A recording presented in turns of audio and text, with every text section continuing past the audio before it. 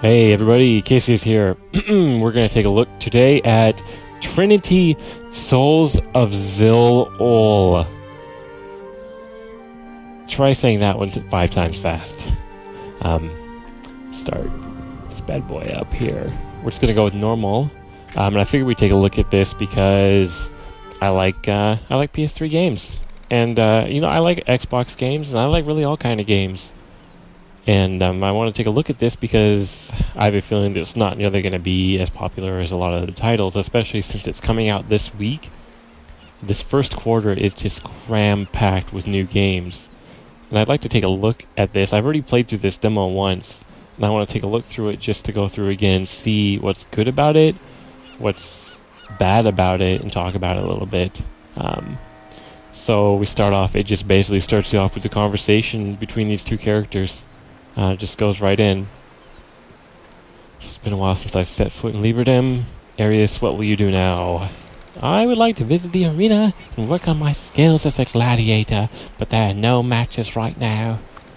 So I will visit the Adventurers Guild and see if there are any new quests out. Yeah.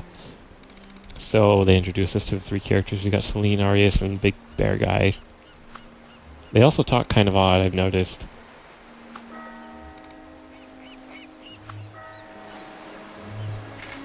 And just drops you right off in the menu. And I think this is actually a pretty nice screen. But the problem with it is the city. The city is so dead. There is no one in that city. There's a boat there. There's no one on the boat. The boat's not even moving. The city, there's nothing going on. But the water. Water's nice. It's pretty. It's good to look at. Adventurers Guild, we're going to get out of here. Welcome, I just received the perfect job for you all. Will you take a look? Very well. You should choose View Quest Board in order to see what's available. This guy really is like a bear. Look at that beard.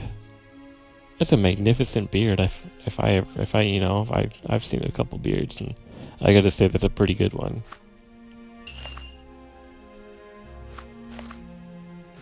So, the flow of the game, based on the demo, is you go to the guild, you pick a quest, and then you prepare for your quest, and you go out and you do your quests. It's very similar to Bladestorm, which I made a couple of videos on. This one is very important and cannot be cancelled. And it's the only one we can take. It won't let us cancel it. Forgot to mention this, you should thoroughly prepare in town before setting out into the field. No need for worry, I can handle it. That's good to hear. Sometimes there are new adventurers, get too excited about the first quest, yada yada yada, you can purchase skills, maybe some things that are beyond your means, one can never have too many skills. Shops are places where you can buy items, major skills buy and sell recover items. The other options we have here are the shop, Mage's Guild, and the tavern. And the shop, I'm sure you guys can imagine, has some fabulous, pompous dude with a terrible hat, and that's really it. And the shop gives you just that. You buy items. Really cool. I really like these sort of action RPGs, and just about anything that comes from Omega Force and Koei, which I guess is Tecmo Koei now, so I guess I like things that come from Tecmo Koei. Just about anything Omega Force developed they're very similar. The gameplay styles are always the same for the most part. I think Bladestorm's been the biggest departure from the standard style of gameplay that I've seen. A lot of them are very similar to Dynasty Warriors. I mean, Dynasty Warriors Gundam is just Dynasty Warriors with Gundam characters. From what I played of this, it's pretty much, the same thing. I don't really need to buy anything here. And check out the Mage's Guild. And here in the Mage's Guild, you buy potions and scrolls to give skills to your characters or improve them. So you can buy stuff to give all your characters new abilities. Let's see what we got here.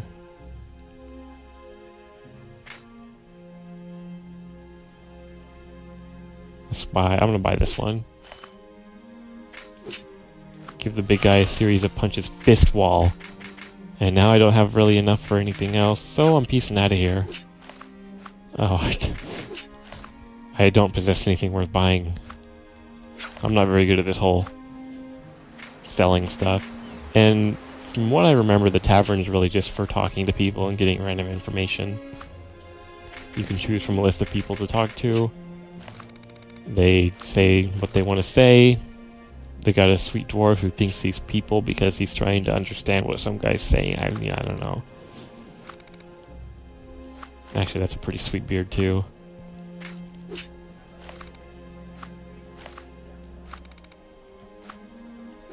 Oops, no, we've already read this. And by read this, I mean skip through it. And this took me a while to actually figure out, because there's no blindingly obvious option here that tells you, hey, you can push this to go to your mission. What you actually have to do is push circle to exit, and that takes you back out to the world map. And then from here you get to select where you want to go. So it tells us we got the Cave of White Sands is unlocked. And you can circle around the map. There's no way to zoom out.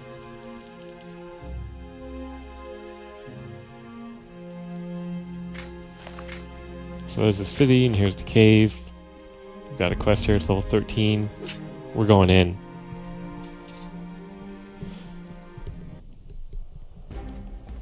One thing I think is kind of cool about it, as you probably notice now that we're actually in-game, is it's got a really distinctive art filter over the graphics. It reminds me a lot of Valkyria Chronicles in a way. The problem is I don't know if it really works so well for it, but I think that without it, it would look extremely bland.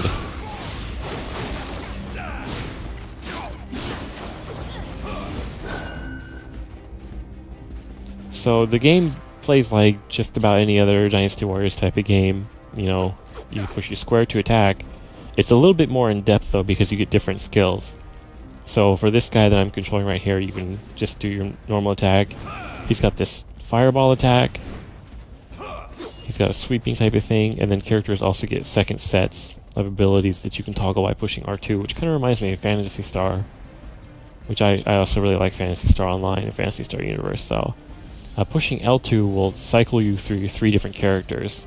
So you can play big fat bear dude if you like, or if you prefer a more sneaky, dashing around in the air assassin type character, you can do that as well. Which I find kind of amusing that she can just go back and forth like that. I forgot to set the skill on this guy, so I'm going to see if it'll let me do that. Yeah. So I'm going to set that fist wall ability I got here on the back set.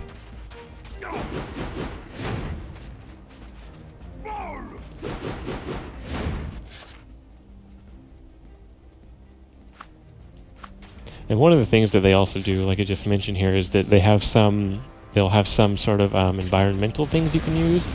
Just like in this stage in the demo, is you can light these tumbleweeds on fire, which will hurt the enemies if they hit them, which is kind of cool. I like that.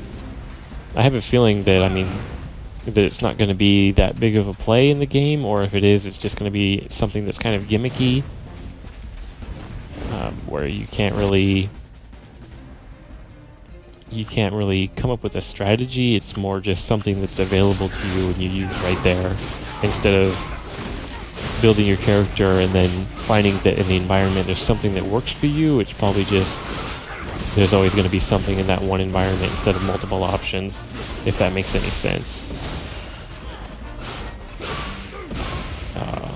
I'll switch over to this other guy here, I think is what it wanted me to do. And so for the big guy here, you can pick up giant pillars, which is pretty sweet. I'm just going to swing this at the guys here. And it breaks. And then you've also got your big bad attack that you can push L1 and R1 at the same time. And that's kind of like your room clearing option. Obviously they don't care if you fall off, because you just teleport right back up.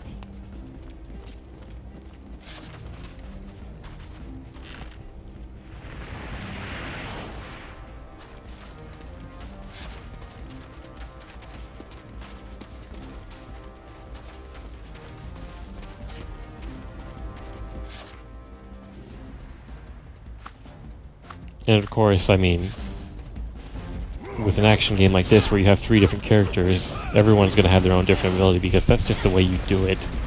You've got to have someone who's very agile, you've got to have someone who's well-rounded, and you have to have a huge guy.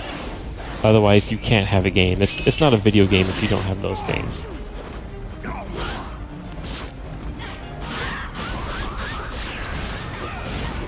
And obviously, I don't know how to play the chick.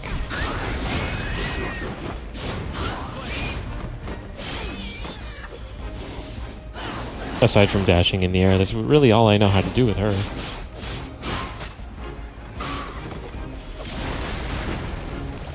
It looks kind of cool, though. I like that uppercut kick. Finding items.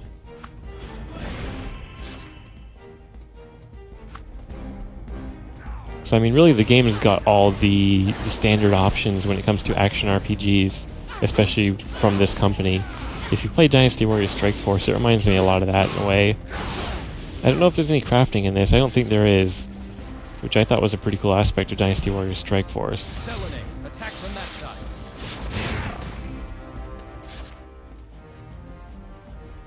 And here they tell you about some bigger enemies will have a weakness during certain parts of the fight, where if you use a certain element of attack on them, it'll do damage and stun them. So for this guy, it tells you that you've got to use her uppercut kick because it's ice element, which doesn't really... They don't really tell you that until it happens.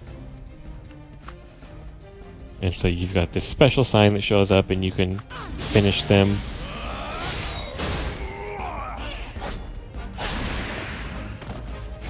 Which is kind of fancy, I guess. You get bonus points, that's pretty cool. Oh, that's the way it came from. Let's turn back around here.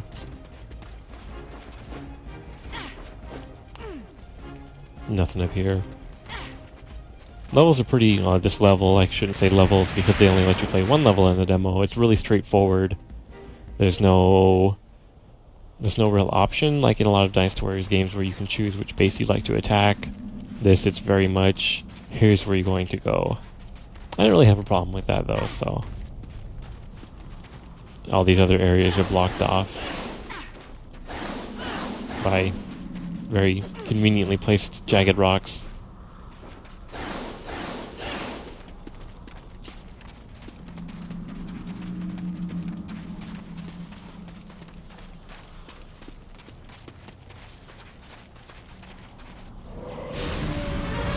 And here's the boss of the stage.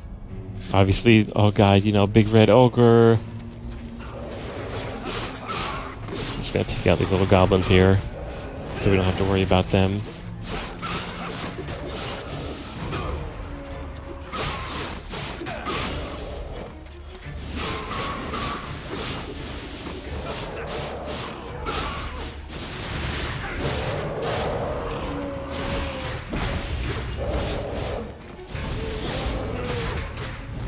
And I think he's got a fire weakness that you're supposed to use on him.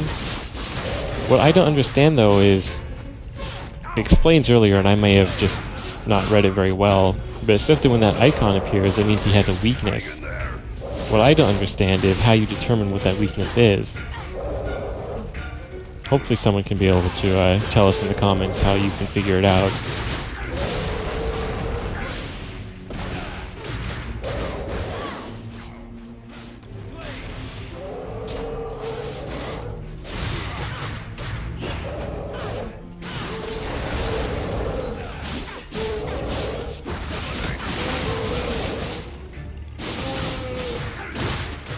We're just gonna beat up on this guy for a while.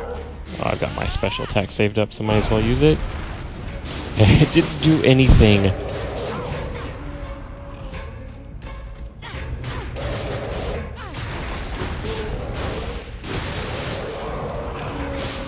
Oh, there we go. Someone used the proper thing on him.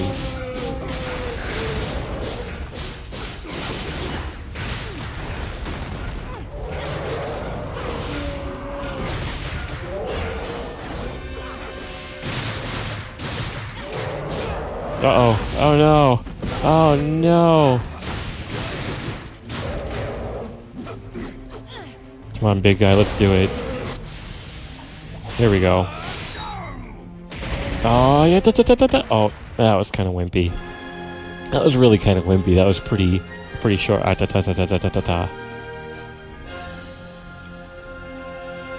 And that's it. That's really all they give you for the demo. Which is kind of unfortunate. The job's done. Yes, the monsters here won't be bothering anyone for a while. I concur. Let us return and seek out another quest. And the end. So it's coming out in 2 days. And I've got this feeling that it's not going to do too well. First off, the demo is really short. They don't show you very much of the game. They give you just an extremely small taste of the gameplay, which is really the same thing that you get in just about any other new Dynasty Warriors styled game. I'm going to go back to the title screen because it's pretty to look at. Second, from what I've looked at online, there's no co-op of any sort, which is a huge miss. Now obviously I could be wrong, but from what I've seen there isn't any. There's no couch co-op, there's no online co-op. Which you think that with 3 characters it'd be the perfect game to throw in some sort of 3-player co-op, at least in the same room, or 2-player. I mean, just 2-player would be fine. 3-player online would be a great idea. Another problem with this is that it's coming out, like I said, in a really busy start of the year. There's a lot of stuff that this game has to compete with, and it's coming out for $60. From what I remember, Dynasty Warriors 6 Empires came out at like $40, and that's a really good price in my opinion for games of this sort, because they don't do anything new, and they're not great, but they're good. They're pretty simple, but you can really pass the time playing these. So I'd say that if you want a game that's like this, right now I would suggest Dynasty Warriors Strike Force is one of my favorite ones, because it's one of the few of these games that actually does have online play, and it's got a lot of really cool RPG elements to it. Would I recommend this? Based on what I've played, I would, but only if you're a fan of this genre of game. Would I recommend it for $60? Probably not. I don't think I'm going to pick it up. So, well, I mean, I don't think I'm going to pick it up for $60. I'll pick it up down the road if I can find it cheap, because there is too much stuff coming out that is extremely high quality. So there you guys have it. Hope you enjoyed.